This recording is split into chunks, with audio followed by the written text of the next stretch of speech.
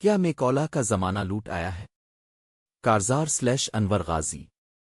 ہمارے سیاستدان، حکمران طبقہ اور اپوزیشن ٹولہ سیاسی جماعتوں کے قائدین اور کارکنان ایک دوسرے کے خلاف ایسی گفتگو کر رہے ہیں، ایسے الزامات لگا رہے ہیں اور ایسا طرز عمل اختیار کر رہے ہیں کہ زمانہ جاہلیت بھی شرما جائے۔ موجودہ سیاسی دور میں اتنا جھوٹ بولا گیا کہ شیطان بھی خجالت سے زرد پڑ گیا ہے۔ ظلم، جھوٹ، منافقت، مگرمچھ کے آنسو، اپنوں کی تباہی میں مشغول، غیروں کی غلامی پر نازنی روش کہاں سے لی گئی ہے؟ تلاش بسیار کے بعد ہم نے جان لیا کہ یہ دور، یہ عہد کس کے عہد کی تجدیدی صورت ہے؟ یہ کس کے فرامین، کس کی تعلیمات، کس کے ارشادات اور کس کی اتباع وپرو ہو رہی ہے؟ اگر آپ نے بھی اس حقیقت سے واقف ہونا ہے تو آپ کو چند صدیاں پیچھے جانا ہوگا۔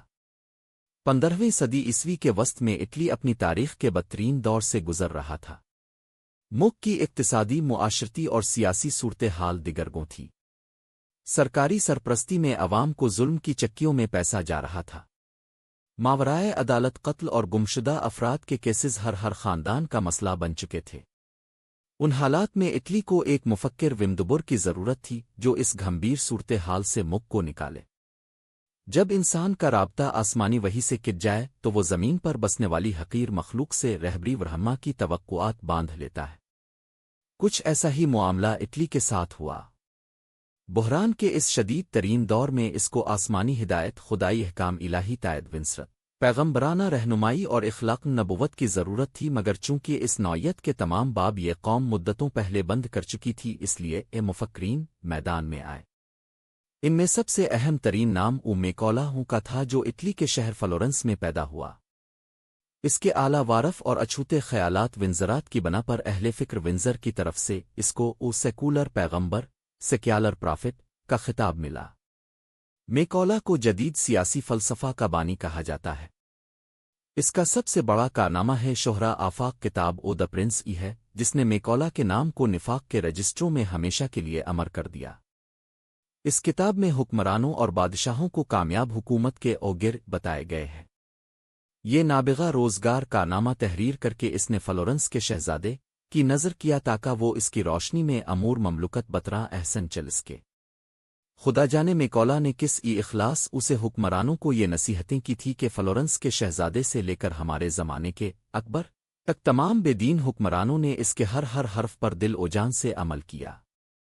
آپ کی خدمت میں میکولا کی تصنیف کے چند جواہر پارے پیش کیے جاتے ہیں، جن کو پڑھ کر حق ہے کہ انسانیت کا سر فخر سے بلند ہو جائے۔ 1. اپنے ذاتی اغراض و مقاصد کو اولین ترجیح دو اور ان کا حصول سر فہرست رکھو۔ طاقتور حکمران کو کمزور عوام پر ڈرانے دھمکانے والے قوانین نافذ کرنے چاہیے تاکہ ان کی سرکشی اور بغاوت کو کچلا جا سکے۔ 2. بے رحمی، سفاکیت اور ظالمانہ روش وہ لازمی اوصاف ہیں جن کے بغیر کسی اچھی حکمرانی کا تصور بھی محال ہے۔ پرنس کو مقبولیت، رواداری اور شائستہ پن کے فتوحے بلکہ ڈھکوسلوں میں ہرگز نہیں آنا چاہیے۔ خوف و ہراس کی فضا انتہائی ضروری ہے تاکہ ریاست کی حکمرانی مؤثر انداز سے عمل پذیر ہوتی رہے۔ 3. دبدبہ در اور رعب سے متاثر کرنے کے مواقع جات سے فائدہ الفاٹے۔ ایک اچھے پرنس کے لیے ضروری ہے کہ وہ اپنے دشمنوں کو فنا کے گھاٹ اتار دی اور اگر ضرورت سمجھے تو دوستوں کو بھی مار دینا چاہیے۔ 4. ایک پرنس کو نیک بننے کی کوئی ضرورت نہیں، البتہ نیکی کا ڈھونگ رچانے میں کوئی حرج نہیں۔ اچھا بننے کی کوشش حکمرانی کے لیے زبردست خطرہ ہے کیونکہ اس سے عوام جرید دلیر اور بے خوف ہو جاتے ہیں۔